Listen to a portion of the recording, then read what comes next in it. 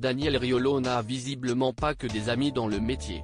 Le journaliste sportif aux avis tranchés a parfois pu énerver certains de ses collègues et l'un d'entre eux n'a pas été tendre avec le compagnon de Géraldine Maillet. Depuis plus de 15 ans, l'actualité du football en France est rythmée par les analyses de Daniel Riolo, qui a pris beaucoup d'importance avec l'AFT-Foot, sur RMC.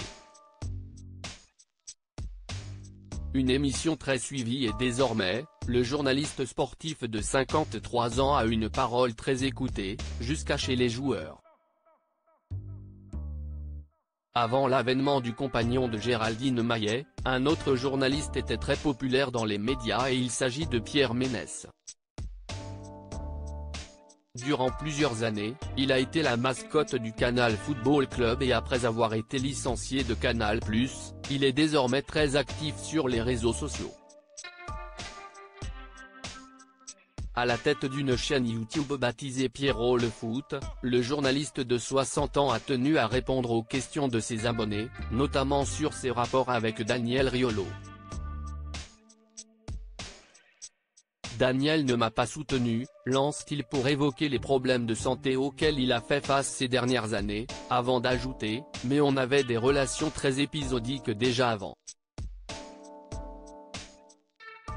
Il vit sa vie. Si est-il vrai qu'à une époque, on s'est rapproché parce qu'à sa demande, on a fait un livre ensemble, l'explication, publiée en 2014, note de la rédaction. On faisait aussi des vidéos pour FIFA tous les deux. » Visiblement déçu du manque de soutien de son confrère, Pierre Ménès évoque ensuite les qualités professionnelles de Daniel Riolo. « Je pense que Daniel connaît super bien le foot.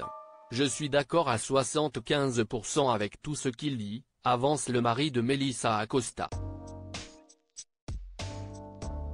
Des propos plutôt laudateurs, mais qui cachent malgré tout de grosses critiques. Les 25%, ce n'est pas tant que je ne sois pas d'accord, si est que je trouve qu'il a des bouffées de haine sur certaines personnes qui ne se justifient pas.